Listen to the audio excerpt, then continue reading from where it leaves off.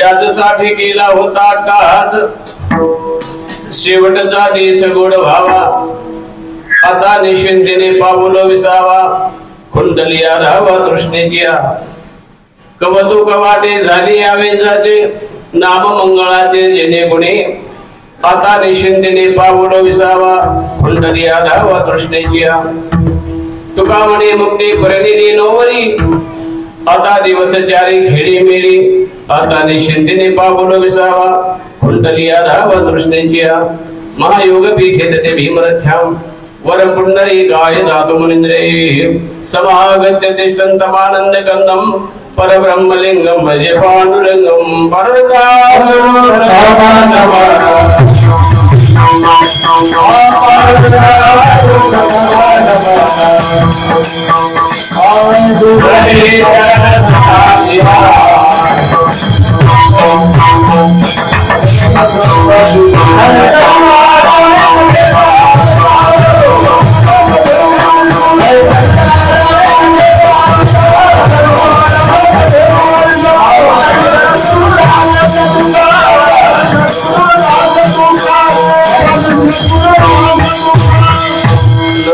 सद्गुरुं शांतं सच्चिदानंद विग्रहं पूर्ण ब्रह्म परानंदं ईश बालंदि वल्लभं ब्रह्मानंदं परमसुखदं केवलं ज्ञानमूर्तिं द्वन्द्वातीतं गगन सदृशं तत्त्वमस्यादिलक्ष्यम् एकं नित्यविमलवचनं सर्वदि साक्षीभूतं भावातीतं त्रिगुणरहितं सद्गुरुं तं नमामि लोकाभिराममृरङ्गधीरं राजीवनेत्रं रघुवंशनाथं कारुण्यरूपं करुणाकरन्तं श्रीरामचंद्रं शरणं प्रपद्ये दयाची केली स्मरण होय सकळ विद्यांचे अधिकरण तेचे बंधू श्रीचरण श्री गुरूंचे ते नमस्कारोनी आता सेवे लागे सेवक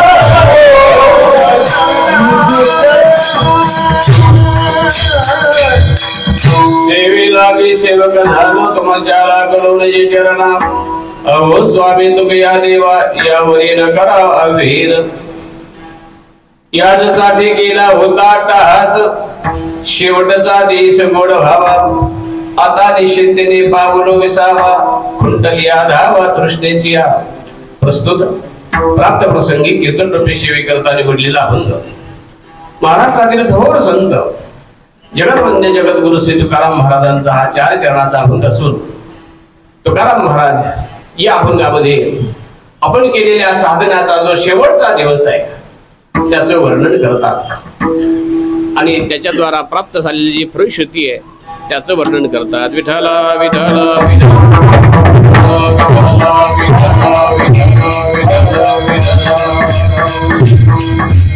यथामती अवकाश या अभंगावर आपल्याला भरपूर सेवा संपन्न करायची आहे अल्पसा परिहार दे जातो असा आपल्या गावातील ज्येष्ठ श्रेष्ठ व्यक्तित्व एक आदर्श अशा स्वरूपाचे व्यक्तिमत्व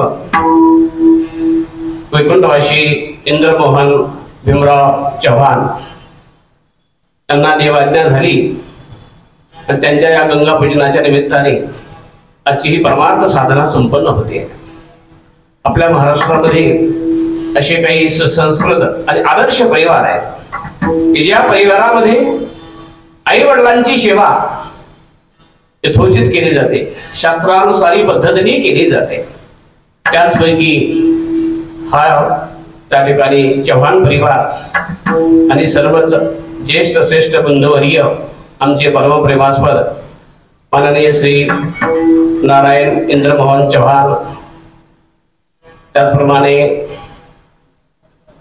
नाथाराव इंद्रमोहन चव्हाण त्याचबरोबर तालीबार इंद्रमोहन चव्हाण, आमचे माननीय श्री संजय इंद्रमोहन चव्हाण आबा, आपल्या सेवा सहकारी सोसायटीचे चेअरमन, हे सर्व बंधुवर्य आणि सर्व परिवार आपल्या वडिलांचे हे पूजन त्या ठिकाणी संपन्न करतायत।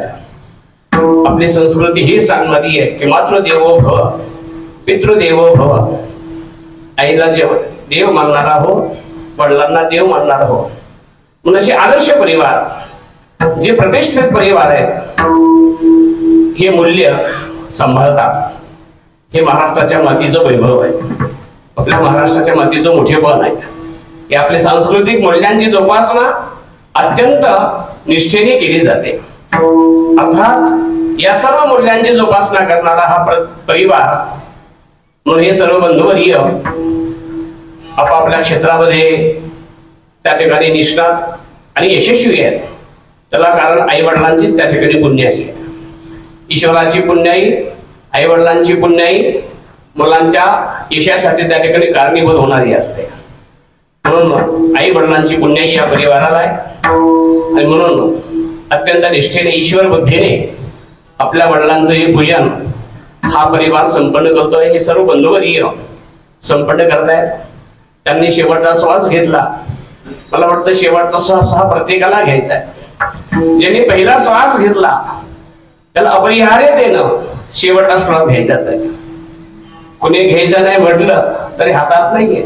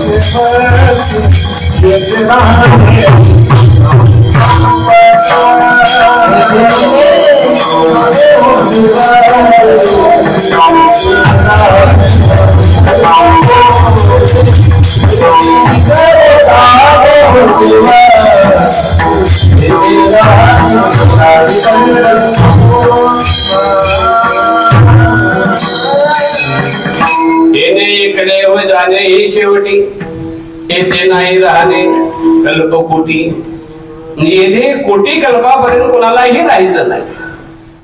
प्राण्याची मर्यादा आहे, आयुष्याची मर्यादा आहे, म्हणून जाणं हे अटळ आहे आणि गेलेला मनुष्य परत येत नाही हे मृत्यू लोकात कटू सत्य आहे। माणसाला स्वीकारणं अवघड जातं पण ते स्वीकारावंच लागतं। जाणं हे अटळ आहे आणि गेलेला मनुष्य परत येत नाही। आतापर्यंत कुणीही परत आलं नाही। म्हणजे महाभारताने वर्णन केलेली सावित्री आणि उपनिषदाने वर्णन केलेला नचिकेता, हे दोघांचं उदाहरण अपवादात्मक आहे, पुन्हा कधी घडणार नाही। सावित्रीने आपल्या पतीला परत आणलं पण आतापर्यंत सावित्री एक झाली, एकमेव झाली, तिने आपल्या पतीला परत आणलं। दुसरी सावित्री होणार नाही, झाली नाही। पुत्र नचिकेता, उपनिषदाने वर्णन केलेला नचिकेता आहे की त्याने आपल्या वडिलांना परत आणलं। तो एकमेव पुत्र आहे की ज्याने आपल्या वडिलांना परत आणलं। हे दोनच उदाहरण आहे, परत येणं शक्य नाहीये, जाणं अटळ आहे। म्हणून मानवी जीवनाची त्या ठिकाणी क्षणमुहूर्त लक्षात घेऊन प्रत्येकाने आपला सामाजिक व्यवहार त्या पद्धतीने संपन्न करावा। सामाजिक व्यवहार संपन्न करावा म्हणजे शास्त्रानुसार जीवन जगावं। शास्त्राने जे सांगितलं, संतांनी जे सांगितलं त्याप्रमाणे आपलं जीवन जगावं आणि आपलं जीवन कृतार्थ करावं। ज्यांनी आपलं जीवन शास्त्रानुसार जीवन त्या ठिकाणी जीवन कृतार्थ केलं त्याच्या जीवनाला महत्व आहे, त्याला म्हणते कृतार्थानाम न मरण भयम. जो कृतार्थ झाला त्याला मृत्यूची भीती राहत नाही. तो त्या ठिकाणी मरणाला भेट नाही. तो म्हणत असतो मरण माझे मरून गेले मज गेले आम्हाला. त्यांचं मरण, कारण इथली जी विद्या ती मरण मारी विद्या आहे. विश्वविद्यालयामध्ये शिकवली जाणारी जी विद्या आहे ती उपजीविकेची विद्या आहे. माध्यान्ह काळामध्ये 2 घास कसे मिळतील हे शिकवणारी जी विद्या आहे त्या विद्येला त्या ठिकाणी उपजीविकेची विद्या म्हणतात. पण संतांनी जे शिकवलं अंतिम मूल्य, वैदिक वाङ्मयाने जे अंतिम मूल्य मानव कुलाला त्या ठिकाणी बहाल केलेलं आहे ते कोणते उद्धाराचं मूल्य आहे की त्या ठिकाणी इथं आल्यानंतर तो कृतार्थ होतो, मरणाला तो जिंकतो. आम्हा भय चिंता नाही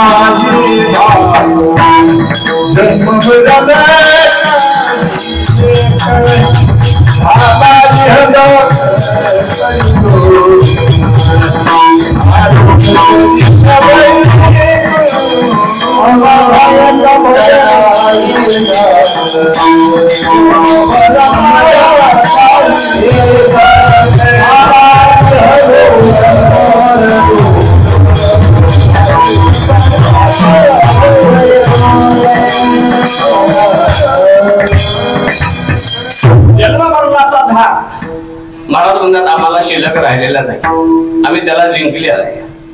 आणि याच लोकांमध्ये आम्ही ते सर्व साध्य केलेलं आहे. ज्यांनी केलं तो भाग्यवान आहे. अर्थात हे भाग्य ज्यांच्या जीवनामध्ये प्राप्त झालं त्यांचे असे सोहळे संपन्न होत असतात या पद्धतीचे की ज्यांनी आपलं जीवन जगून शास्त्राने सर्व जगून आपलं जीवन परिपूर्ण केलं त्यांचा असा सोहळा होत असतो. तसं पाहिलं तर मृत्यूचा सुद्धा सोहळा आहे. ज्ञानोबा म्हणतात जन्माचा जसा सोहळा आहे तसा मृत्यूचा सोहळा आहे. त्याला नाही म्हणू नये जन्म मृत्यूच्या सोहळ्या ना म्हणू नये धनंजया. म्हणून जसा मृत्यूचा तारीख आहे म्हणून ज्यांनी अशा पद्धतीनं देह ठेवला त्यांचं जीवन कृतार्थ आहे. आणि मानवी जीवन तेवढ्यासाठी आहे. इथे आल्यानंतर आपला उद्धार झाला पाहिजे आणि परिपूर्ण तृप्तीचा ढेकर त्याने दिला पाहिजे की धन्योहम कर्तव्यम न विद्यते किंचित धन्योहम प्राप्तव्यम सर्व मध्य संपन्नम. मी धन्य आहे, मला कुठलंही कर्तव्य शिल्लक राहिलं नाही. मी धन्य आहे, मला कुठलंही प्राप्तव्य शिल्लक राहिलं नाही.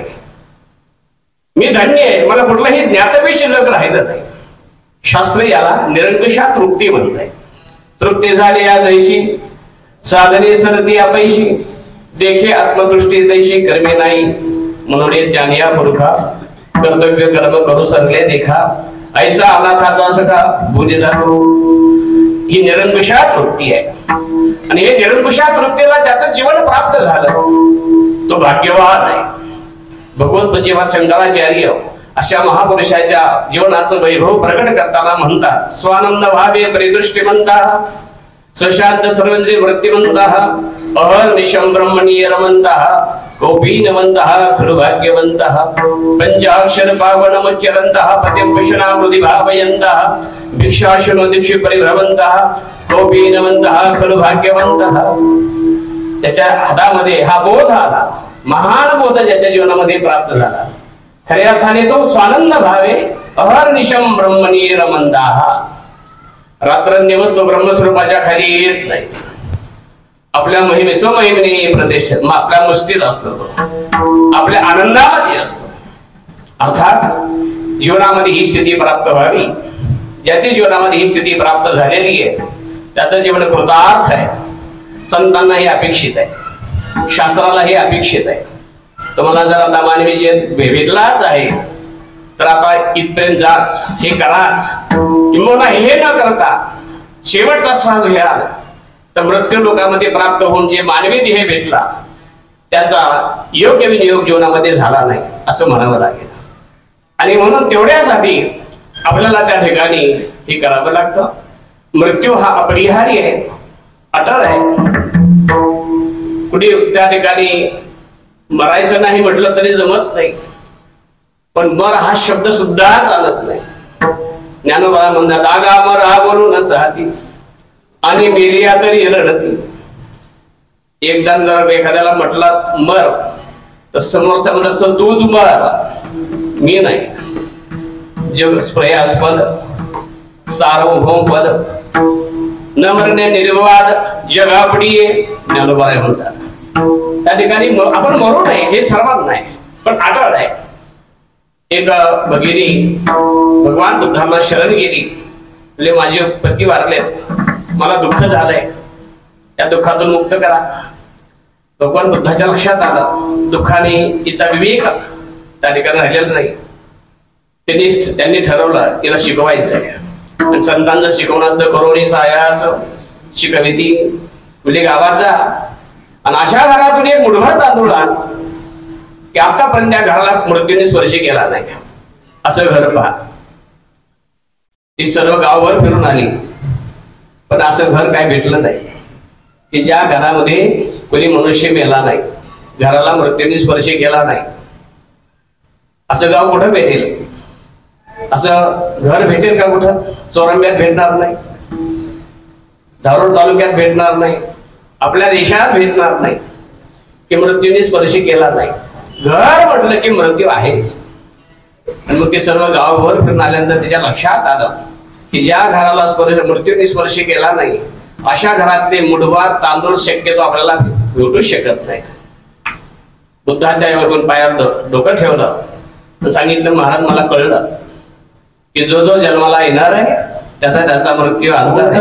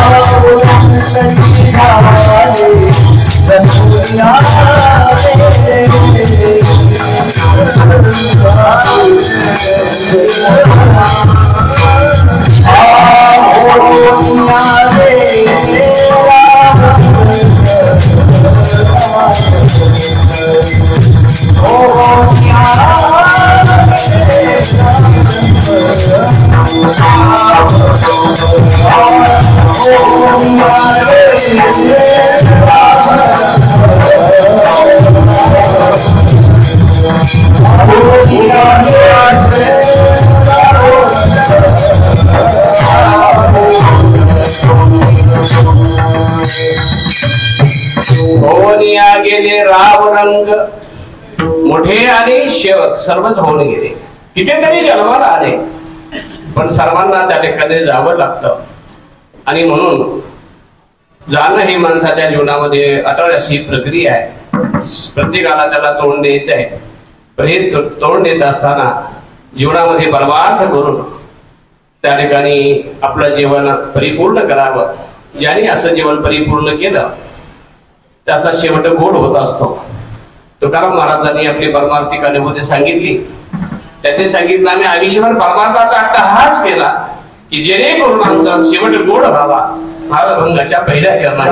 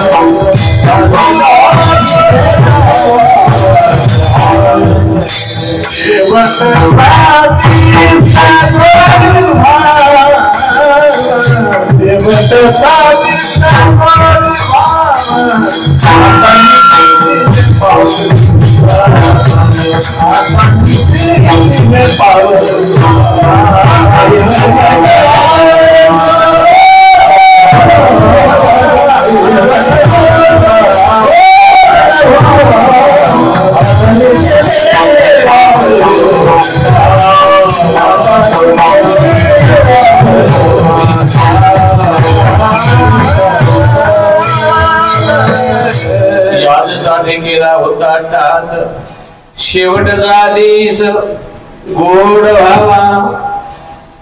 महाराष्ट्राच्या संगीताच्या क्षेत्रात हा गोड शब्द एवढा गोड गायला म्हणजे महाराजांनीच गायला नाही, ज्यांनी मूळ गायला तेवढा गोड अजून शब्द दिसत नाही. असं त्या ठिकाणी गोडच आहे. अर्थात तो गोडवा आहे, पिकलेला गोडवा असतो. माणूस पिकला, फळ गोड केव्हा होतं? पिकल्यानंतर. पिकले या शेंडी गोडपण गेली. त्या मंत्रामध्ये ओम त्र्यंबकम यजामहे सुगंधिम पुष्टिवर्धनम उर्वारुकम इव बंधनात्. उर्वारुकमी म्हणजे वाळूक आहे. तिथं प्रार्थना केली आहे त्या वाळकासारखा मला करा. ते पिकल्यानंतर जसं गोड होतं, मधुर होतं, सुगंधी होतं, पिकली या शेंदे कडून उर्वारुकम इव म्हणजे वाळकाप्रमाणे. अशा पद्धतीनं अर्थात अशा पद्धतीनं हा त्या ठिकाणी गोड आहे. महाराज म्हणतात आमचा शेवट गोड व्हावा एवढ्यासाठी मी सर्व साधनेचा अट्टहास केला. यादसाठी केला होता अट्टहास. नामस्मरणादी साधना आम्ही अट्टहासाने जीवनभर संपादन केली की जेणेकरून आमचा शेवट गोड व्हावा. आणि गोड शेवट होण्यासाठी माणसाला आयुष्यभर गोड वागावं लागतं, गोड राहावं लागतं. ठीक आहे नाही, गोड राहावं लागतं म्हणजे शास्त्राने जे शिकवलं तसं राहावं लागतं. शास्त्राने जे सांगितलं तसं वागणं म्हणजे गोड वागणं. आणि जो गोड वागला त्याचा शेवट गोड होत असतो. शेवट तो भला माझा गोड झाला.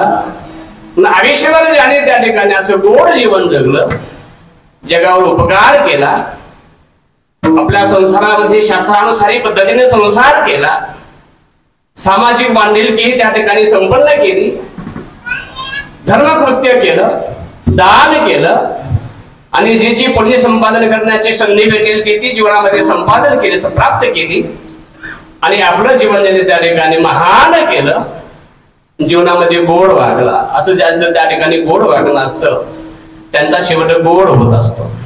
म्हणून गोड वागण्यासाठी गोड शेवट होण्यासाठी गोड वागावं. काही थोडा बहुत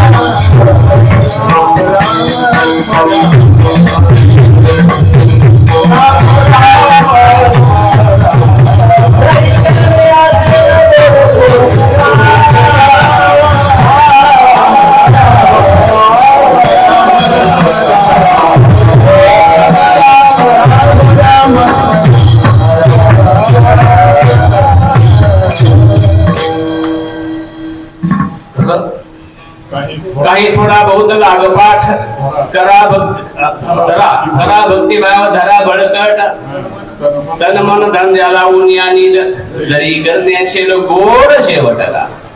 तर शेवट गोड कला असलं तर काय करावं? करा भक्तिभाव धरा बळकट. चांगल्या पद्धतीने तो भक्तिभाव बळकट धरावा. म्हणजे रोज ज्ञानेश्वरी वाचा आणि रोज वाचा, बळकट धरला पाहिजे. एक जण म्हटला महाराज मी ज्ञानेश्वरी वाचतो. किती वर्ष झाले? म्हणलं 40 वर्ष झाले. म्हणलं कसं वाचता? म्हणलं प्रत्येक वर्षी पाडव्याच्या दिवशी सकाळी स्नान करून ज्ञानेश्वरी सोडतो, अर्धा तास वाचतो आणि पुन्हा बांधून ठेवतो, ते पुढच्या वर्षी पाडव्यालाच उघडतो. त्याला बळकट म्हणायचं नाही, त्याला बळकट. अर्थात निष्ठेने त्या ठिकाणी ही साधना केली पाहिजे. अशा पद्धतीने जर परमार्थ साधना केली तर भगवत साधनेमध्ये, भगवत नामस्मरणामध्ये एवढं सामर्थ्य आहे की त्या जीवाचा उद्धार झाल्याशिवाय राहत नाही. अशा पद्धतीची ही साधना जीवनामध्ये केल्यानंतर तो महाराज म्हणतात आम्ही जीवनामध्ये ही परमार्थ साधना केली म्हणून यादसाठी केला होता अट्टहास. शेवटचा दिस गोड व्हावा अर्थात मृत्यूने शेवटचा दिवस गोड त्या ठिकाणी गोड होत नसून साधनेने गोड होत असतो. मृत्यूने तर शेवटचा दिवस आहेच, पण या जन्मातला. पण जन्म आणि मरण ब्रह्म जन्माभाव रूप मोक्ष ज्याला प्राप्त झाला त्याचा शेवट त्या ठिकाणी झाला असं म्हणतात, त्या ठिकाणी म्हणावं लागतं. आणि म्हणून महाराज म्हणतात आम्ही आयुष्यभर परमार्थ साधना केली आणि जेणेकरून आमचा शेवट गोड व्हावा. आणि शेवट गोड होण्यासाठी ही साधना प्रत्येकाने त्या ठिकाणी संपादन केलं पाहिजे. महाराज म्हणतात यासाठी केला होता आता शेवटचा दिवस गोड व्हावा. शेवटचा दिवस गोड होणे म्हणजे शेवटी देवाचं नाव प्रारब्धक्रमण होत असताना डोळ्यासमोर देवाचं नाव रूप आलं पाहिजे किंवा देवाचं नाव आलं पाहिजे.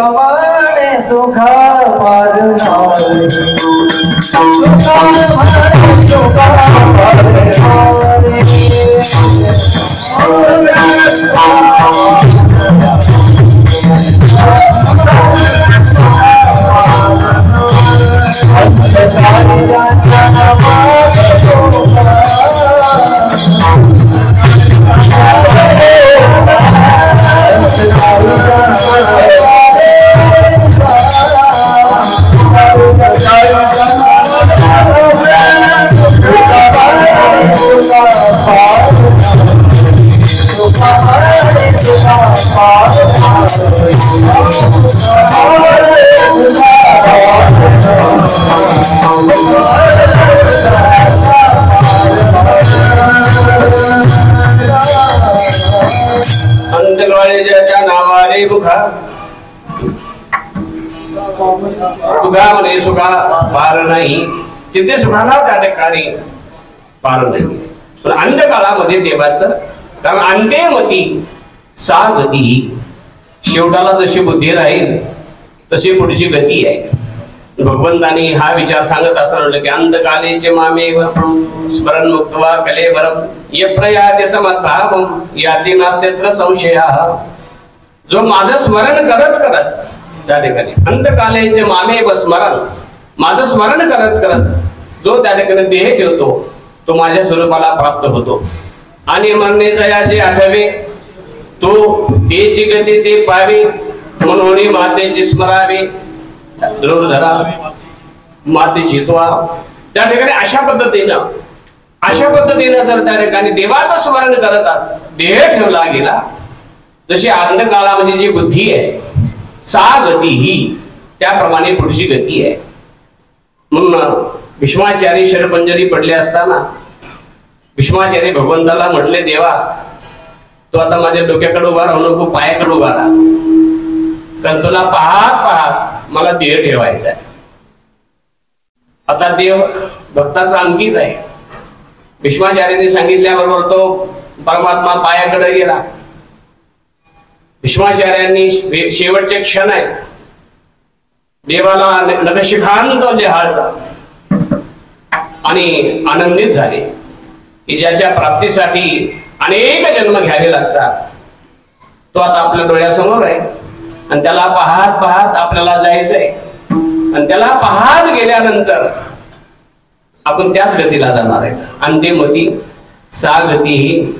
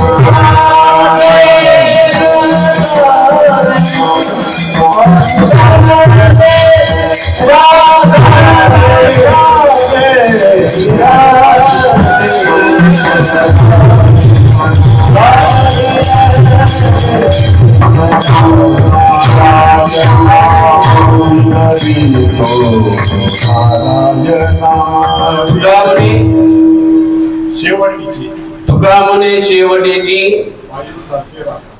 पायी साचे राखावे. खरोखर मला तुम्ही तुमच्या पायाजवळ त्या ठिकाणी मला सांभाळावं ही शेवटची विनंती आहे. आणि म्हणून भीष्माचार्यांनी भगवंताला सांगितलं की आता माझे प्रारब्धकर्म होणार आहे, पण मी आयुष्यात कधी पाप केलं नाही. भीष्माचार्य भगवंताला म्हणतात मी भीष्म आहे, समग्र हिंदू संस्कृतीचा मानदंड आहे, सर्व आदर्श जिथे त्या ठिकाणी एकजीव झालेले आहेत असे भीष्माचार्य. माझ्या जीवनात कधी पाप नाही, पण जाताना मात्र मला त्रास होतोय. अशा पद्धतीनं माझ्या डोळ्यासमोर एवढा नरसंहार झाला, माझ्या हाताने अनेक माणसं मारली गेली,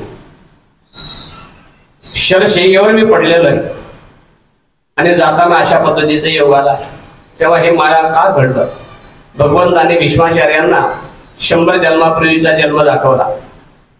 संचित अनेक जन्माचा असतो आणि कर्माचा सिद्धांत जर कळला नाही, काही जन्मामध्ये जे सुखदुःख वाटायला येणार आहे त्याचं गणित लागत नाही. आणि ज्याला गणित लागत नाही ती माणसं कपाळाला हात लावून बसतात, आणि ज्याला गणित माहिती आहे ते सामोरं जातात, गणिताप्रमाणे चालतात. अगोदर गणित कळावं आणि मग चालावं. आता गणितच माहित आहे तर चालायचं कसं? मॅप पाहिजे माहित, अगोदर मॅप प्रमाणे चालता येईल. भीष्माचार्याने सांगितलं 100 जन्मापूर्वी भगवंताने त्यांना दाखवलं. भीष्माचार्य राजपुत्र होते, नेक अर्ध मेला सरडा त्यांनी काठीने उचलला आणि कुंपणावर टाकला. 2-4 काठे त्या सरडाच्या अंगामध्ये घुसले गेले, तो 4 सेकंदात मरण पावला. भीष्माचार्य उत्थान दशेत आले. भगवंताने विचारलं पाहिलं का, मागे अनेक जन्मामध्ये काय काय केलं माहित नसतं, ते तुझं त्या कर्माचं हे फळ आहे. तो भीष्माचार्य म्हणले त्यावेळेस तो सरडा फक्त 4 सेकंदात मेला. माझ्या वाट्याला 40 दिवस शरपंजरी पडण्याचं त्या ठिकाणी आलंय. हे कसं काय? भगवंताने सांगितलं मध्ये 100 जन्म गेले, त्या 4 सेकंदाचं व्याज 40 दिवस झालंय. व्याजासहित फेडावं लागतं. जे फेडायचंय ते व्याजासहित फेडावं लागतं. मला वाटतं हा कर्माचा सिद्धांत भारतीय समाजामध्ये नीट समजला न विसरण्यासाठी, प्रत्येक जण त्या पद्धतीने जर वागला, आचरणात आणला, तर आपल्या देशामध्ये कायदा आणि सुव्यवस्थेची गरज पडणार नाही. कायदा आणि सुव्यवस्था लागतो का? शास्त्र कळत नाही, आणि काही वेळेस कळून वळत नाही. सर्वांनाच कळत नाही असं नाही, बऱ्याच जणांना कळतं पण ते वळत नाही. कसा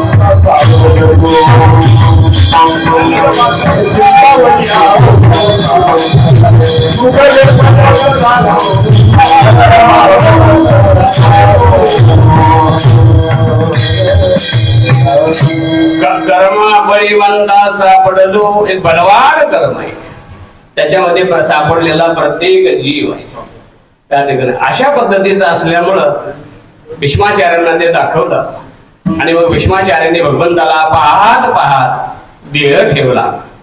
भगवंताच्या बरोबर अंतकालेच मामेव स्मरण मुक्त्वा कलेवरम, आणि मग ते त्या स्वरूपाला प्राप्त होतात. म्हणून आयुष्यभर साधना करावी, भगवंताचं नामस्मरण करावं, जेणेकरून शेवटाला देवाचं नाव आपल्या डोळ्यासमोर राहील आणि आपलं जीवन परिपूर्ण होईल. महाराज म्हणतात आम्ही आयुष्यभर तो अट्टहास केला, यासाठी केला होता अट्टहास, शेवटचा दिस गोड व्हावा.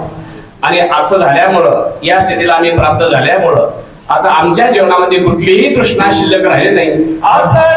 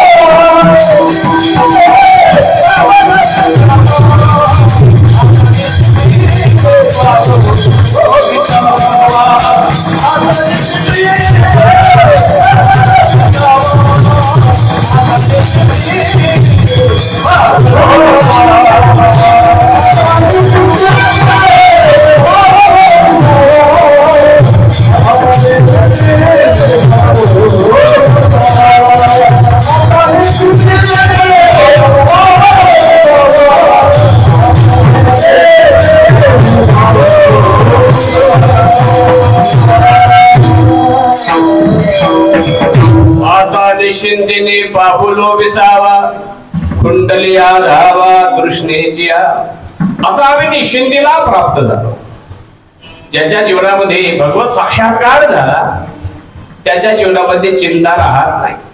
जो भगवंताचं चिंतन करतो भगवान त्याचं चिंतन हरण करत असतो. मग त्याचं चिंतन करावं. तच्चिंतनम तत्कथनम अन्योन्य तत्प्रबोधनम येते प्रतवंच ब्रह्माभ्यास विदुर्बुधः. त्याचं चिंतन करा, त्याचंच प्रबोधन करा. भगवंताचं चिंतन केल्यानंतर तो चिंता हरण करणार आहे. म्हणून भगवान म्हणतात आमच्या जीवनात, तुकाराम महाराज म्हणतात आता आमच्या जीवनात चिंता राहिली नाही. आणि चिंता जर केली तर कधी संपत नाही आणि सोडली तर काहीच नाही असं आहे. एक जणांनी कपाळाला हात लावला होता. म्हटलं काय चिंतेचे कारण काय? म्हटलं महाराज 7 पिढ्याला पुराण एवढं कमवून ठेवलंय. म्हटलं मग कपाळाला हात का? म्हटलं 8वी पिढी काय खाईल, 8व्या पिढीची चिंता आहे.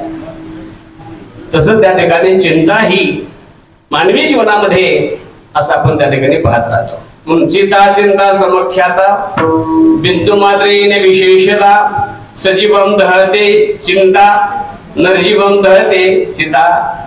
चिता आणि चिंता हे 2 शब्द आहेत. एकावर टिंब आहे एकावर टिंब नाही, पण अर्थामध्ये मात्र फार मोठा भेद आहे. सजीवम दहते चिंता, जिवंत माणसाला चिंता जाळते. निर्जीवम दहते चिता, मेलेल्या माणसाला चिता जाळत असते. माणसं चिंता करत राहतात. चिंता का होते? चिंतन कमी पडतं.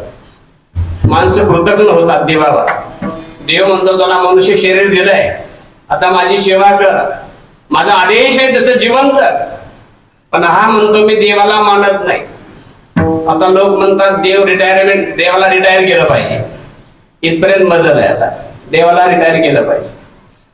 पण देवाकडे सर्व सूत्र आहे. एका साधूकडे एक उंदीर होता. झोपडीमध्ये मिरवायचा इकडे तिकडे. तिथं साधूकडे गेला, म्हटला महाराज मांजर सारखी झडप घालते माझ्यावर, मला मांजराची भीती वाटते. साधू म्हटला मांजर हो. उंदराची मांजर झाले. कुत्रं धावलं. परत गेला महाराजाकडे, महाराज कुत्र्याची भीती वाटते. मला कुत्रा हो. कुत्रा झाला. कुत्रा बाहेर गेला. एक दिवस लांडगा धावला. मला लांडग्याची भीती वाटते. साधू म्हटलं लांडगा हो. काही दिवसांनी त्याला अनुभव आला की आपल्यापेक्षा सिंह बलवान आहे. मग महाराजांना म्हटलं महाराज मला सिंहाची भीती वाटते. महात्मा म्हटला सिंह हो. सिंह झाला. आणि सिंह झाल्यानंतर मग मात्र गुरगुर करायला लागला. आणि तो विचार करू लागला ज्या महात्म्याने आपला उंदरापासून सिंहापर्यंत प्रवास केलाय पूर्ण इथपर्यंत आपल्याला वर नेलंय, हा पुन्हा आपल्याला उंदीर कशाने करणार नाही. त्यासाठी त्याला वाटलं ह्या महात्म्यालाच खाऊन टाकावं. ज्याने उंदराचा सिंह केलाय त्याला खाऊन टाकावं म्हणून त्याने प्रयत्न केला. महात्म्याने त्याची मानसिकता ओळखली आणि लगेच महात्मा मला त्या ठिकाणी पण मुशिको भावा पुन्हा उंदीर हो. गीता देव गीता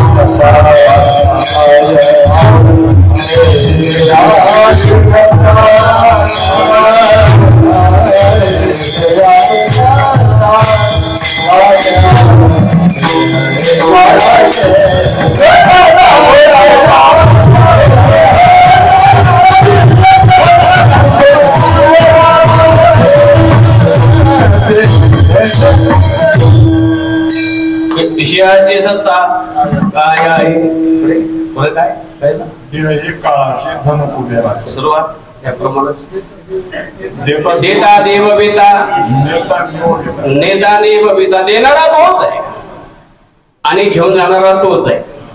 ह्याला ईश्वर निर्भर वृत्ती म्हणतात. महाराजांनी जे प्रमाण म्हटलं का ही ईश्वर निर्भर वृत्ती आहे. म्हणजे ईश्वराच्या जीवावर निर्भर राहणे. देव आमचं सर्व नीट करेल, आमचा विश्वास आहे. देव आमचं सर्व चांगलं करणार आहे. याला शास्त्रामध्ये ईश्वर निर्भर वृत्ती म्हणतात. तुझ्या बळे पंढरीनाथा, तुझ्या बळे पंढरीनाथा झालो निर्भर, बस झालो निर्भर, तुटली व्यथा आपला भार तुझी मा, घातला भार तुझ्या माथा, नभी सर्वता उभा. नभी सर्वता तुका म्हणे. नाटामध्ये सांगितलेले सर्व गोड प्रमाण आहे. तेव्हा असं आपण त्या ठिकाणी पाहतो आणि म्हणून ईश्वरावर त्या ठिकाणी अवलंबून असावं. चिंता वाढते, आपण देवाची चूक करतो. देवाच्या संबंधाने जर जीवनात चूक झाली नाही तर कोणाच्याही वाट्याला चिंता येणारच नाही. कुठेतरी चुकतंय म्हणून चिंता आहे. चुकलं नाही पाहिजे. जर त्या ठिकाणी चुकलं नाही तर चिंता वाट्याला येणार नाही. म्हणून महाराज म्हणतात आम्ही चुकलो नाही, आम्ही वाट्यावर आहे, आम्ही ट्रॅकवर आहे. त्याच्यामुळे आता निश्चिंतेने पावलो विसावा, आम्ही त्या ठिकाणी निश्चिंतेने विसाव्याला प्राप्त झालो, म्हणजे निवांत झालो. आणि असा नियम आहे. एकदा 60 वर्ष झाले आमचे गुरुवारी म्हणायचे संसारी माणसाने 60 वर्ष झाले की किल्ल्या पोराकडे देऊन टाकाव्या. पण बहुतेक म्हातारे असे की किल्ल्या शेवटाला कापूनच काढाव्या लागतात. किल्ल्या काही सुटत नाहीयेत असं आपण त्या ठिकाणी पाहतो. म्हणजे आसक्ती सोडायची आहे. किल्ल्या द्यायचा अर्थ आसक्ती सोडायची आहे. आता माझे दिवस किती राहिले, मी भगवत सेवा करेन, माझा उद्धार करून घेईन. संसार हा नाशवान आहे, क्षणिक आहे, तुच्छ आहे. ही बुद्धी वाढीला लागावी आणि ती बुद्धी वाढीला लागल्यानंतर पुढे त्या ठिकाणी शेवटचा काळ चांगला होतो. आपल्याकडे जेव्हापासून हे त्या ठिकाणी 4 आश्रम आणि 4 वर्ण यांचा त्या ठिकाणी विचार समाजामध्ये त्या ठिकाणी विचाराच्या बाबतीमध्ये बाहेर गेला. ब्रह्मचर्य, गृहस्थ, वानप्रस्थ. वानप्रस्थ आश्रम होता की ज्या आश्रमामध्ये 50 नंतर पती पत्नीने घर सोडून झोपडी बांधावी आणि फक्त भगवत चिंतन करावं हे सांगितलेलं आहे शास्त्राने. आणि हे सांगितलेलं माणसं करत नाहीत म्हणून वृद्धाश्रम उभा राहिला. वृद्धाश्रम का उभा राहिला हा मी विचार आहे. मुलांनी तर आई वडिलांना सांभाळावे मुलांचं कर्तव्य आहे, हे गृहस्थाश्रमाचं कर्तव्य आहे, ते ठीक आहे. पण प्रौढांचं सुद्धा जे सिनियर सिटीजन आहेत त्यांचं सुद्धा काही कर्तव्य आहे. त्यांचे कर्तव्य काय वानप्रस्थ गाठणे म्हणजे संसाराचा त्या आसक्ती सोडणे. ज्यांनी संसाराची आसक्ती सोडली त्याच्या जीवनामध्ये त्या ठिकाणी महाराज म्हणतात आम्ही ती सोडलेली आहे. पुन्हा निश्चिंतेने पावलो विसावा, आम्ही निश्चिंतेला प्राप्त झालो. आणि त्याचा परिणाम आता आमच्या जीवनामध्ये कुठलीही इच्छा राहिली नाही, तृष्णा राहिली नाही. कुंडलिया धावा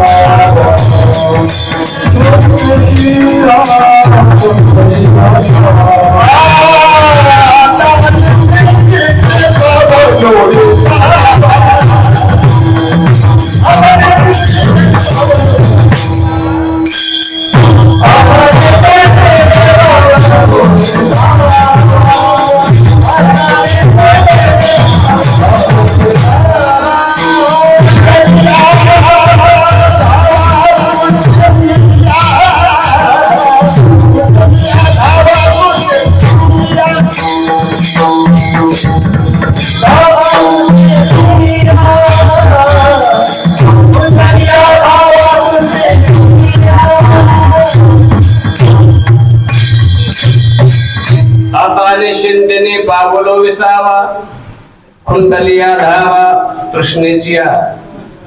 ही वानप्रस्थी धमक आहे बरं.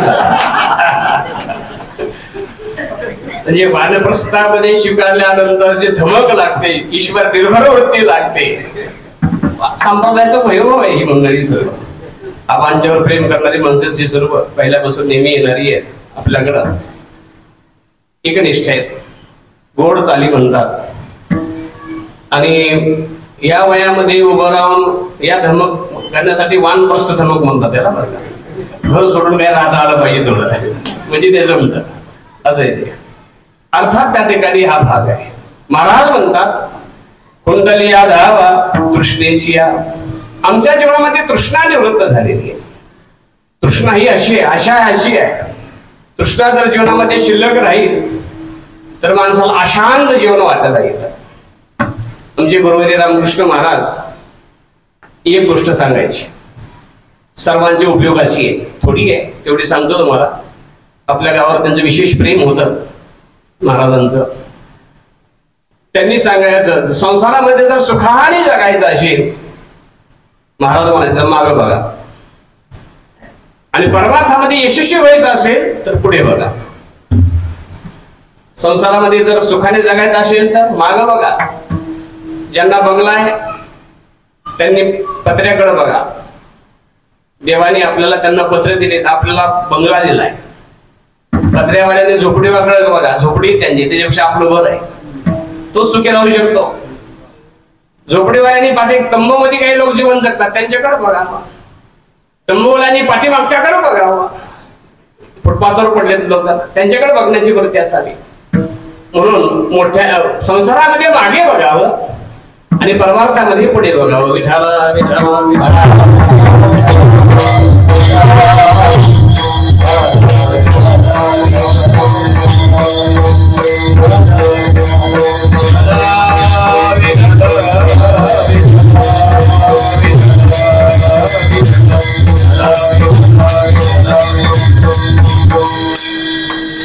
आता माझा असा नियम आहे की शेवटचे श्रोते येतील तिथून पुढे 2 तास.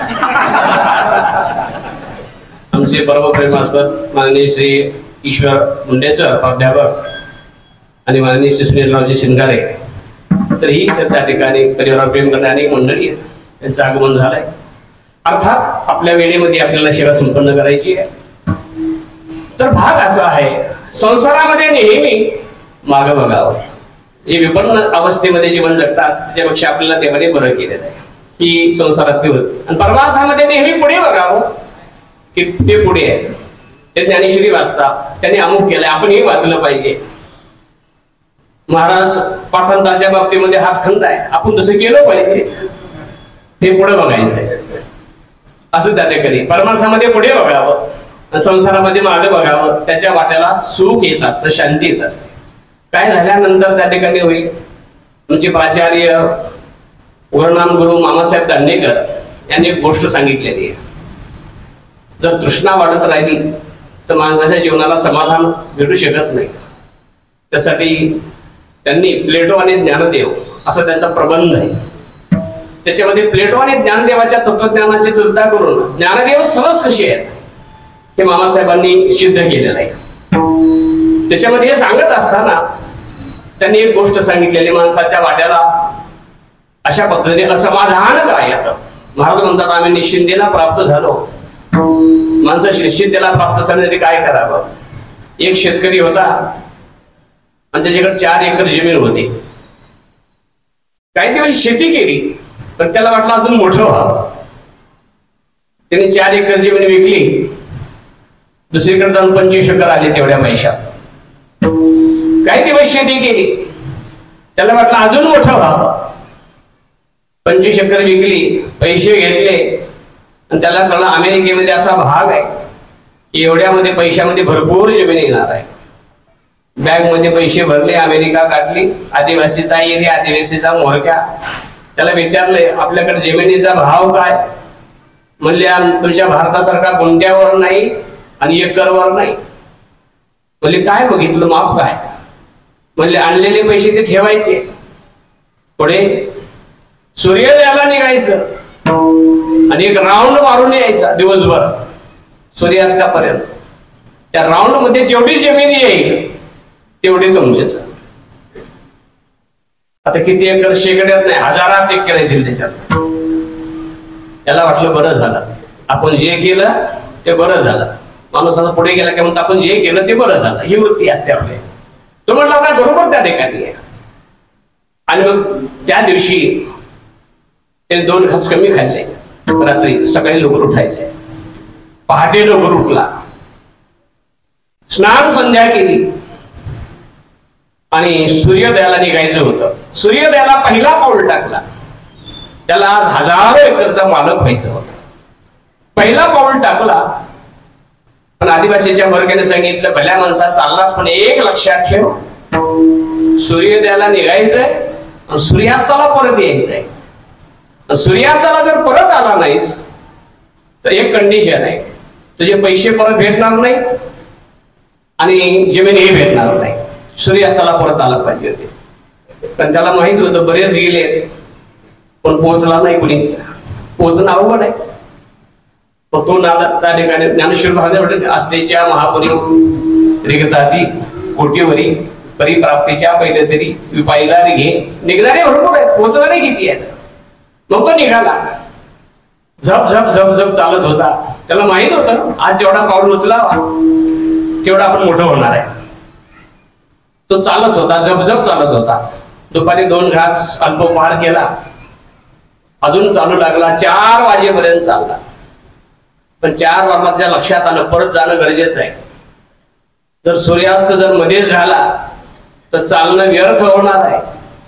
मध्ये सूर्यास्त होऊन भागणार नाही.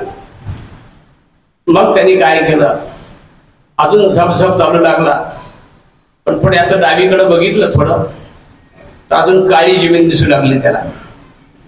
ऊसाचं जरा चोरांबा रणवाडी अमुक तमुक हे सर्व सोनी मोहा जगीर मोहा हे सर्व ऊसाचे रान दिसायला लागले. त्याला वाटलं एवढे सर्व रान अजून आपल्याला आपण त्या ठिकाणी आपल्या राऊंड मध्ये घ्यावे. डावीकडे बघितलं. त्या राऊंड मध्ये तो त्या ठिकाणी चालत चालत पुढे गेल्यानंतर पुढे चालत राहिला. घड्याळकडे बघितलं तर 6 वाजलेत गोळामध्ये. आणि अंतराचा अंदाज घेतला तर जवळपास 5-6 किलोमीटर अंतर शिल्लक आहे. अर्धा तास आता सूर्यास्ताला शिल्लक आहे, अर्धा पाऊण तास.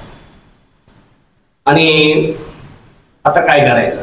त्यांनी अंगावरचं साहित्य फेकून दिलं आणि जीवाच्या कांदाने धावला. पोहोचलं पाहिजे नाहीतर चालणं व्यर्थ होणार आहे. पोहोचलं पाहिजे, चालणं व्यर्थ होणार आहे. चालणं गरजेचं आहे, ते सार्थ झालं पाहिजे, व्यर्थ होऊ नये. आणि मग तो चालत चालत शेवटी गेला. जीवाच्या आकांताने धावला आणि शेवटी जाऊन तिथे पाऊल ठेवला जिथून तो सकाळी निघाला होता. पश्चिमेकडे बघितलं तर क्षितिजावर सूर्य स्थिर होत होता. अजून तो मावळला नव्हता. सर्वांनी टाळ्या वाजवल्या. शब्बास, आज तो 1000 एकरचा मालक झालास, बहादर आहेस, तुझं अभिनंदन आहे. पण तोपर्यंत त्याला मूर्छा आली होती. सांगितलं बघा बरं त्याला मूर्छा आली आहे. जवळ जाऊन पाहिलं त्याला मूर्छा आली नव्हती. तो गतप्राण झाला होता, तो गेला होता. अतिसर्वतः वर्जेत तो गेलेला नव्हता. आणि मग त्या आदिवासीच्या मोरक्याने सर्व लोकांना सांगितलं ख्रिश्चन पद्धतीने मुलाचा अंत्यविधी करताना खड्डा खाल्ला. दहन दफन हे सर्व प्रकार आहेत. त्याच्यामध्ये खड्डा खणण्यात आला. माणसाला खड्डा किती लागतो? 3.5 हाताचा खड्डा खाल्ला. जमीन किती लागते खड्डा खांदायला? 3.5 हाताची. 3.5 हाताचा खड्डा खांदा. त्याच्यामध्ये त्याला झोपवलं आणि त्याच्यावर माती ओढण्याच्या अगोदर त्या आदिवासींनी सर्व आदिवासी लोकांना सांगितलं, लोक हो सर्वजण लक्षात घ्या, याला फक्त एवढीच जमीन पाहिजे होती. जेवढ्यामध्ये तो झोपलेला एवढीच जमीन त्याला त्या ठिकाणी पाहिजे होती. मामासाहेबांनी जसं म्हटलेलं आहे, कथा ही कदाचित त्या ठिकाणी काल्पनिक असू शकते पण त्याच्यातलं विदारक सत्य मात्र ग्रहणीय आहे. ते असं ग्रहणीय आहे, माणसाला लागतं किती आणि माणसं पळतात किती याचं गणित आहे. आणि म्हणून त्या ठिकाणी तृष्णा ही संपत नाही. मानवी जीवनामध्ये तृष्णा संपत नाही. म्हणून श्रीमद भागवतात असं वर्णन आलंय, या जगातल्या सर्व स्त्रिया आणि या जगातलं सर्व धन एका माणसाच्या मालकीचं केलं तरी त्याचं पोट भरायचं नाही. जर त्याचा विवेक जागृत नसेल, त्याला शास्त्र संस्कार नसतील तर त्या ठिकाणी ही स्थिती आहे. महाराज म्हणतात आमचंच भाग्य असं आहे की आम्ही परमार्थ केला आणि आमच्या जीवनात त्या ठिकाणी ही तृष्णा निवृत्त झालेली आहे. म्हणून कुंडली धावा कृष्णेची आता निश्चितीने पावलो विसावा. कुंडली धावा कृष्णेची ही महान स्थिती, ही सर्वोच्च स्थिती जीवनामध्ये प्राप्त होण्यासाठी काहीतरी पुण्याही लागते, माग काहीतरी नीट कर्म करावं लागतं. तुकाराम महाराज म्हणतात माझ्याकडून जे झालं, ज्या काळाचा वेश झाला त्याचं मला कौतुक वाटतं. महाराज अभंगाच्या कवतुक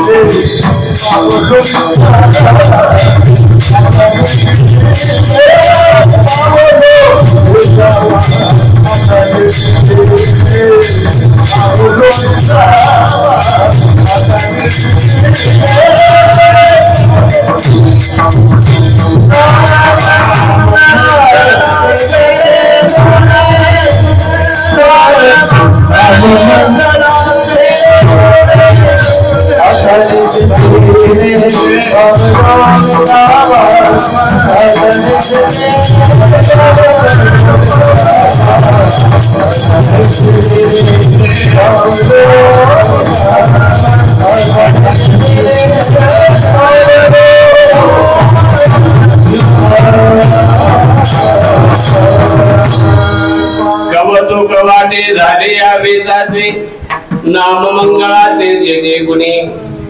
जो वेच झाला त्याचं मला कौतुक वाटतं. तुकाराम महाराजांनी पाठीमागं वळून बघितलं. त्याला शहावलोकन म्हणतात. शहावलोकन म्हणजे सिंहासारखं पाहणं. सिंह हा पुढे बघून चालत नाही, तो मागचा अंदाज घेतो आणि मग पुढे चालतो. जो मागचा अंदाज घेऊन पुढे चालतो तो यशस्वी होतो किंवा तो सिंहासारखा राज्य करतो. सिंह जंगलाचा राजा आहे, त्याला कारण तो मागचं अवलोकन करतो, मागं काय आपण काय केलंय. सिंहावलोकन आहे. एखादा जर अध्यापक असेल तर वर्गामध्ये आल्यानंतर लगेच शिकवायला सुरुवात करत नाही.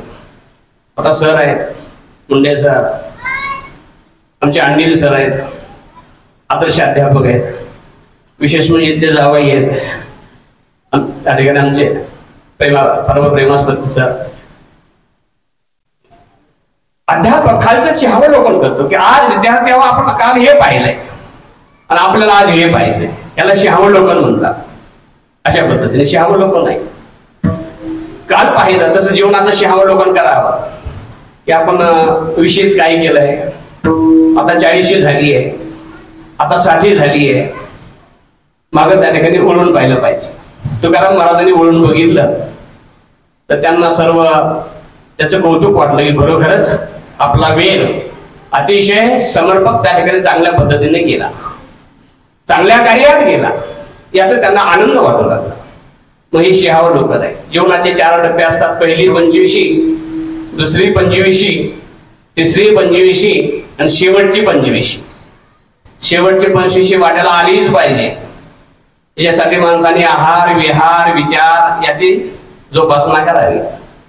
सध्या जपानमध्ये 1 लाख लोक आहेत की ज्यांचं वय 100च्या पुढे, 100 पुढे गेलेले आहेत. तर आपल्याकडं 100 हे फार पुढचा आकडा आहे. तसं संतांनी अपेक्षित आहे शतायुर पुरुषाः किंवा जीवेत शरदः शतम, ही आपली पद्धत आहे. 100 वर्षाचं आयुष्य आहे.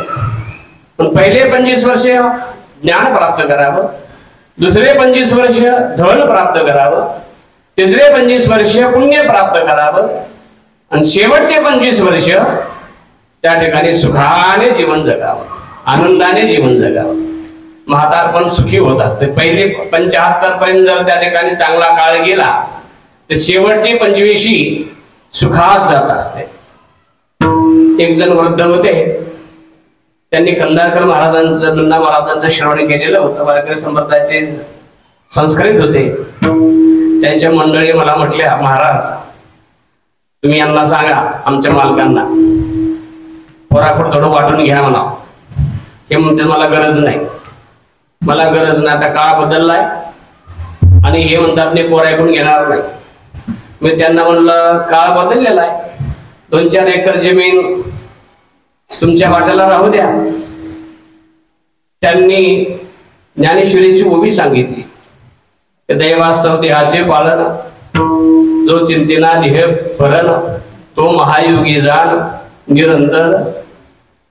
आता म्हटलं संसारामधून राहून ही जर उभी आठवत असेल तर ह्यांच्यात पाय पडलं पाहिजे. ह्यांच्याच अर्थात ह्या विचाराने जर असतील तर निश्चित स्वरूपाने दैवास्तव देहाचे पालन याचा जो निश्चय आहे त्याला कशाची गरज नाही, पण तो निश्चय झालेला पाहिजे अशा पद्धतीने.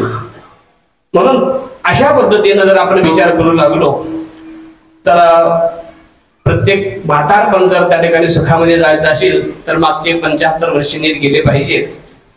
25 वर्ष पुढचे 50 हे 3 टप्पे आहेत.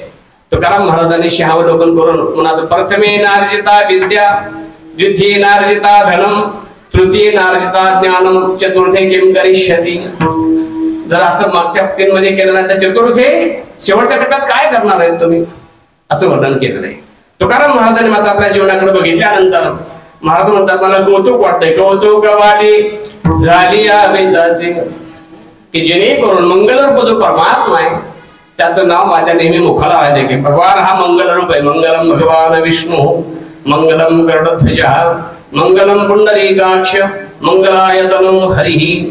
असा मंगलरूप परमात्मा जर त्याचं आपल्या मुखामध्ये नाव राहिलं, महाराज म्हणतात आम्ही आयुष्यभर भगवंताच्या नावाचं अनुष्ठान केलं. एवढंच नाही, तुकाराम महाराजांनी जर ठरवलं की आज देवाचं नाव घ्यायचं नाही तरी त्यांची वाचा राहत नव्हती. माझी मज झाली अनावर वाचा, छंद या रामाचा घेतला असे किंवा दिनरजनी, हाची धंदा गोविंदाचे पोवाडे.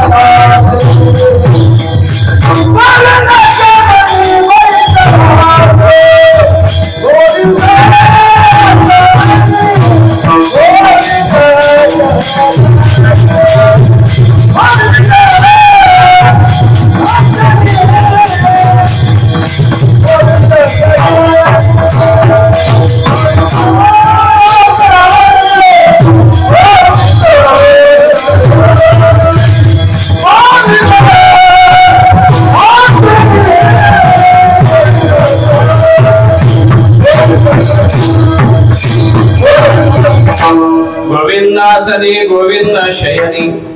त्या ठिकाणी रात्रंदिवस परमात्म्याचं नाव आपल्या मुखामध्ये राहिलं पाहिजे. महाराज म्हणतात आमच्याकडून ही साधना घडली, साधनेशिवाय फळ नाही, चालल्याशिवाय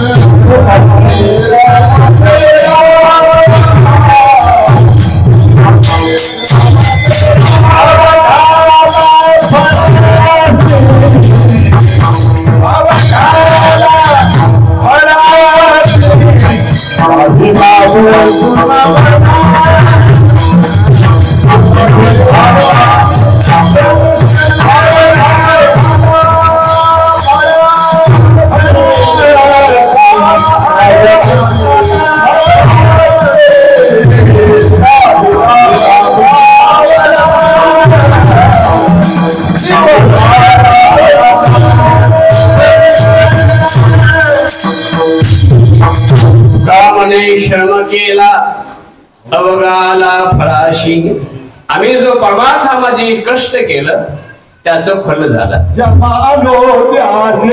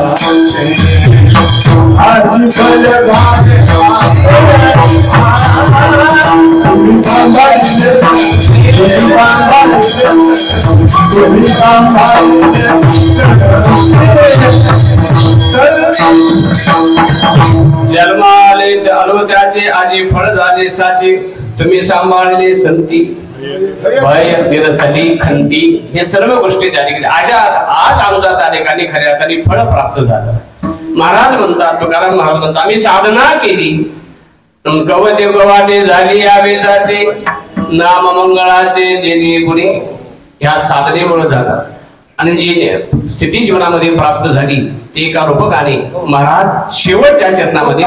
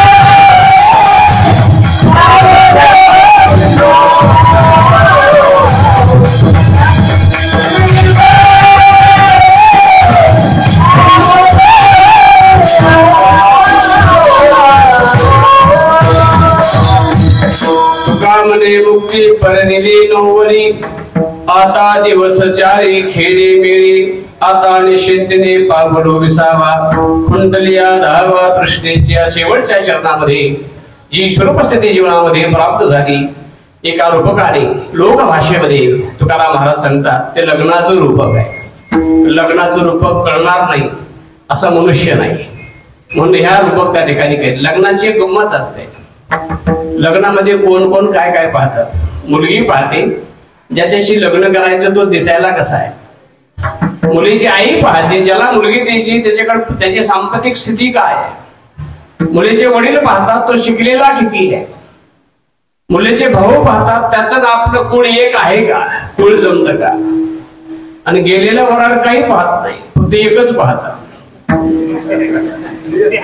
बस। म्हणून संस्कृत वचनामध्ये एक म्हटलेलं आहे सर, संस्कृत वचन आहे कन्यावर येते रूपम माता वित्तम पिता श्रुतम बांधवा कुलमिच्छन्ति मिष्टान्नम इतरे जनः। इतरे जनः केवळ मिष्टान्नम इच्छन्ति, बाकी त्या ठिकाणी भाग नाही लग्नाचा। त्या ठिकाणी जसं महाराज म्हणतात आम्ही लग्न केलं परिदेवी नोवरी अर्थात स्वरूप स्थितीशी लग्न केलं म्हणजे आमच्या जीवनामध्ये स्वरूप स्थिती प्राप्त झाली। तुकाराम महाराजाला स्वरूप स्थिती प्राप्त झाली हे आम्ही तुम्ही म्हणू यात काही विशेष नाही। पण त्या काळातले प्रकांड विद्वान की पुण्यावर ज्यांचा दबदबा होता त्या काळात समकालीन तुकाराम महाराजांच्या रामेश्वर भट्ट शास्त्र त्या ठिकाणी चालतं बोलतं शास्त्र म्हणजे रामेश्वर पंडित होते भट होते। त्यांनी तुकाराम महाराजांची परीक्षा पाहिली आणि त्यांचं अलौकिक व्यक्तित्व जेव्हा त्यांच्या लक्षात आला रामेश्वर भट्टांच्या तेव्हा सांगितलं तुकाराम महाराज कोण आहे। तुकिता त्रदेशी ब्रह्म तुकाशी आले म्हणून रामेश्वरी पायी मस्तक ठेविले आरती तुकारामा स्वामी सद्गुरु धामा सच्चिदानंद मूर्ती पायी दाखवी अम्मा। अर्थात चालतं बोलतं ब्रह्म महात्मा म्हणजे चालतं बोलतं ब्रह्म असतं। दिसताना मनुष्य आहे असताना देव आहे। ज्ञानोबरांच्या भाषेत सांगते चालते ज्ञानाचे बिंब तयांचे अवयवे सुखाचे कुंभ ईर माणूस पण ते भांबलौकिक भागू ते चालतं बोलतं ज्ञान असतं असं आपण त्या ठिकाणी पाहतो। तुकाराम महाराजांच्या बाबतीत महाराज म्हणतात आम्हाला ती स्थिती प्राप्त झाली रूपाने जातात आता निश्चिंतीने पावलो विसावा कुंडलिया धावा तृष्णेची अशीच निश्चिंती आपल्या जीवनामध्ये प्राप्त व्हावी अशी आपल्याला त्या ठिकाणी भगवत चरणी अशा स्वरूपाने प्रार्थना करायची आहे। आणि आजचा हा जो कार्यक्रम आहे जे पितृचर्मांच्या निमित्ताने संपन्न होत आहे हे चारही त्या ठिकाणी बंधुवर्य त्यांचे पितृचरण वैकुंठवासी इंद्रमोहन भीमराव चव्हाण एक आपल्या गावातील ज्येष्ठ श्रेष्ठ व्यक्तित्व एक आदर्श अशा स्वरूपाचे व्यक्तिमत्व काळाच्या आड झालं हे कुटुंबाच्या दृष्टीने फार मोठी हानी आहे। कुटुंबाच्या दृष्टीने मोठी पोकळी आहे परंतु ईश्वर इच्छा बरी अशी ईश्वराच्या इच्छेपुढे आपल्याला काही करता येत नाही, पण त्यांनी देह ठेवला आणि त्यांच्या निमित्ताने गंगा पूजनाचा कार्यक्रम चव्हाण परिवाराच्या द्वारा संपन्न होतोय। आपल्या महाराष्ट्रामध्ये असे प्रतिष्ठित परिवार आहेत, असे वैभवशाली परिवार आहेत की ज्या परिवारांच्या द्वारा आपले सांस्कृतिक मूल्य, आपले धार्मिक मूल्य यथोचित पाळले जातात। त्याचपैकी हा चव्हाण परिवार, म्हणून सर्वच त्या ठिकाणी बंधुवर्य, आमचे परमप्रेमास्पद माननीय श्री नारायणराव चव्हाण, माननीय श्री नाथराव चव्हाण, माननीय श्री तालेवार चव्हाण आणि आमचे परमप्रेमास्पद आणि त्या गावचे त्या ठिकाणी सेवा सहकारी सोसायटीचे चेअरमन आणि सर्वांना हवासं वाटतं त्या ठिकाणी व्यक्तित्व, मन मिळावू स्वभावाने त्या ठिकाणी संपन्न आमचे परमप्रेमास्पद माननीय श्री संजय आबा चव्हाण हे सर्वही त्या ठिकाणी बंधुवर्य आपल्या वडिलांचे हे पूजन आज संपन्न करतायत। आईला देव मानावं, वडिलांना देव मानावं, हे आदर्श त्या ठिकाणी व्यवहार आचार ज्या परिवाराच्या द्वारा जोपासला जातो, तो असा आदर्श परिवार त्यांच्या द्वारा त्या ठिकाणी हे पितृपूजन आज त्या ठिकाणी संपन्न होत आहे। तेव्हा त्यांना देवाच्या पायाला जागा भेटावी आणि त्यांचे कृपाशीर्वाद सर्व परिवाराला प्राप्त व्हावेत। तर ज्या परिवाराला आईवडिलांचे त्या ठिकाणी आशीर्वाद लाभतात त्यांना 4 गोष्टी प्राप्त होतात। अभिवादनशीलस्य नित्यमृधोपसेविनः चत्वारि दस्य वर्धन्ते आयुर्विद्याय शोभनम। त्या परिवाराला 4 गोष्टी प्राप्त होतात। आयुष्य वाढतं, विद्या प्राप्त होते, यश प्राप्त होतं आणि बळ प्राप्त होतं। म्हणून आई वडिलांच्या सेवेच्या द्वारा हा विद्येचा वारसा, हा समाज सेवेचा वारसा, हा देश सेवेचा वारसा, हा धर्म सेवेचा वारसा या परिवाराला लाभलेला आहे। आणि म्हणून त्या पितृचरणांचे कृपाशीर्वाद हे 4ही बंधुवर्य आणि सर्व परिवाराला लाभावेत अशी आपण भगवंतांनी प्रार्थना करूया। आणि आज या परिवारावर प्रेम करणारे अनेक मंडळी त्या ठिकाणी उपस्थित आहेत, म्हणजे आडसकर इंगळे भाऊ आहेत, इतरही अनेक मान्यवर मंडळी आहेत, ज्ञात अज्ञात सर्वच त्या ठिकाणी सर्वांची मंडळी त्या उपस्थिती आहे। सर्वांच्या सानिध्यात झालेली सेवा संप्रदायातील सर्व ज्येष्ठ श्रेष्ठ मंडळी आहेत, म्हणजे पुरुषोत्तम महाराज आहेत, विष्णू महाराज आहेत, आपल्या गावातले मृदंगाचार्य गोविंद महाराज, मृदंगाचार्य प्रताप महाराज अरुणवाडीकर, त्याचप्रमाणे आपल्या गावाचे नवोदित धर्माचार्य आमचे महादेव महाराज चव्हाण, म्हणजे बापू महाराज आहेत, अरणवाडीकर नाना आहेत, काका आहेत, इतरही सर्व त्या ठिकाणी मंडळी उपस्थित आहेत। आमचे शिवाजी महाराज नांदे आहेत आणि आपलं महाराज काय संदीपान महाराज, 2-3 वर्ष झाले भेट नाही आता, हरिभक्त संदीपान महाराज त्यांचे त्या ठिकाणी आहेत। इतरही संप्रदायातील आमचे विवाह कीर्तनकार माझ्यावर ज्यांची उपस्थिती आहे, महाराष्ट्रातले सुप्रसिद्ध कीर्तनकार आहेत, विवाह कीर्तनकार हरिभक्त परायण श्री दीपक महाराज मेले जे गोड गायक आहेत, दीपक महाराजांची उपस्थिती आहे। अर्थात या परिवारावर प्रेम करणारा अनेक ज्येष्ठ श्रेष्ठ आदर्श सर्व त्या ठिकाणी मंडळी आज या ठिकाणी उपस्थित आहेत। सर्वांच्या सानिध्यात झालेली सेवा भगवंतांनी समर्पित करून सेवेला पूर्ण विराम देत असताना न्यूनते पुरते अधिगते सरते करून घ्यावे तुमच्या विनवितशे पायाच्या प्रसादे काही बोली विनोदे पद क्षमा करणे संधी नोयंगवती झालेली सेवा भगवंतांनी समर्पित करून सेवेला पूर्ण विराम आहे। विठोबा रखुमाई